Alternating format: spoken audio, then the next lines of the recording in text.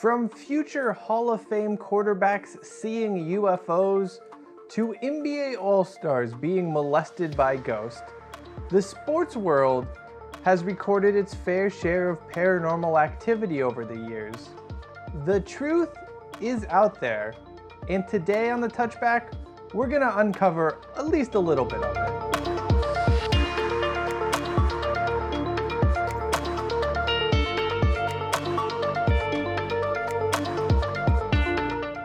Aaron Rodgers is an otherworldly talent, but are his skills a byproduct of some sort of extraterrestrial encounter? No, they're not at all. But he does claim to have seen a UFO in the lead up to the NFL draft in 2005. Rodgers shared his experience seeing a UFO to Pete Holmes on his You Made It Weird podcast in 2016. The Green Bay Packers quarterback described it as this.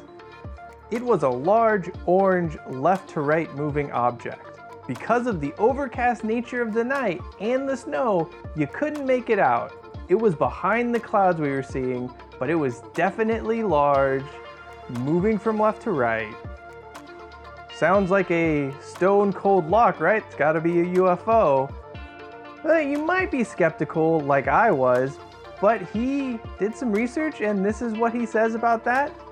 Now, if you know anything about UFO sightings or you've done research, you know that a lot of times two things are connected to UFO sightings. One is the presence of fighter jets, and two, there's a lot of sightings around nuclear power plants. So tie it all together, the alarm we heard from 30 miles out was at a nuclear power plant that had an alarm that went off. Here's what I don't get. It has nothing to do on if this is real, if this is fake. I don't care about that. Aaron Rodgers was super butthurt about the fact he was taken 24th overall in the NFL draft that year. However, if you're an NFL GM, you're not going to take the guy who maybe pissed off some aliens by uncovering their secret plot to expose a nuclear power plant or whatever. Like, those GMs had to play it safe and pass on Rodgers, and you would think having this sighting, Rodgers would at least understand their hesitance to draft him. But no, he's butthurt about it to this day. And I don't get that. I don't think that's fair. As for this paranormal sporting story, we're gonna rank this one Fox Mulder down, because it's kind of light on details and it's nothing special.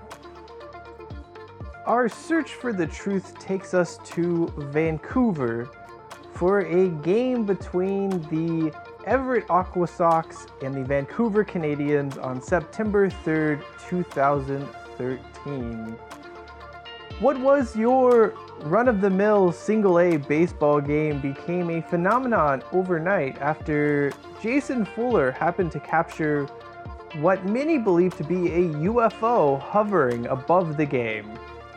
In the description to this video, you can find a link to Fuller's full 25-second clip of the quote-unquote encounter. If you were to take just the part of the video from where he zooms in from the light to that object, you would almost be convinced that that's a UFO. That is the weirdest looking thing I've seen in quite some time. However, when you put it around the context of everything else, it raises some huge red flags. Firstly, no one else seems to be paying attention to what's going on out there. And it's hard to see just how the size was and what is the zoom level of this phone here, but you think someone else would have noticed it, or if this guy had truly seen what he thought to be a UFO, he'd at least be going to the guy next to him and going, "Hey, what's that?" Instead he just pans over to some passerby. What's going on with that? Also, an alien spacecraft would possess unimaginable speed and have the ability to get to anywhere in a blink of an eye. Why is it gonna post up outside of a single A baseball game? I've been to single A baseball games and they are just about the most unmemorable experience you could possibly have. All things considered, we're gonna score this 2 Fox Mulders up. Despite all the noise and all the questionable stuff that surrounds the video, just looking at that object, and it looks like a UFO, and it's definitely at a sporting event, although an exceptionally meaningless one. Our journey into the world of sports paranormal activity takes us to soccer, and in particular, an Argentinian soccer player. You may be expecting to hear Diego Maradona's name mentioned here. However, his claims of alien abduction are sketchy at best. No, we're going to look at Guillermo Mourinho, who was plying his trade in Chile at the time. The report actually doesn't come from Mourinho himself, but from teammate Gustavo Lorenzetti. Apparently, Mourinho was late for training one day, and this was extremely out of character for him. He was usually always on time, at least according to Lorenzetti. Eventually, Mourinho would tell his teammates that he was late because he was abducted by aliens, and this is what Zanetti had to say about the encounter he had with Mourinho.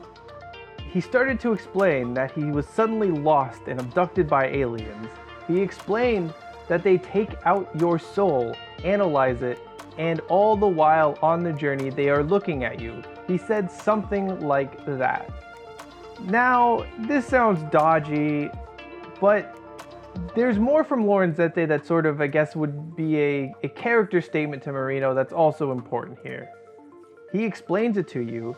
He is a big believer. He reads books about it, so I didn't have other options but to believe him because with the seriousness that he told it to us, we had to believe him. It's one thing for a person to come out and say they saw a UFO, to get some attention, or they just believed it or whatever. However, it's a bit weird to have a teammate come out and repeat the story a few years after it happened. Regardless of if this is real or not, you have to give some serious props to Mourinho for being able to sell his teammate on the story he gave them. I mean, that is commitment to a lie if it was a lie, or it being real if it was real. And for that reason alone, we're gonna give it 1 Fox Mulder up. The last tale of paranormal sporting activity takes us to Meta World Peace, because of course it does. NBA teams have traditionally stayed at the Skirvin Hilton Hotel when playing against the Oklahoma City Thunder.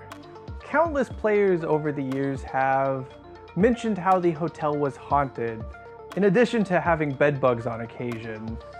However, it was the story of Meta World Peace that really took the tales of ghost stories in this hotel to the next level.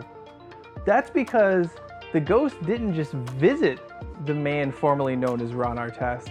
They had his way with him. Here is what World Peace told reporters about the incident in question.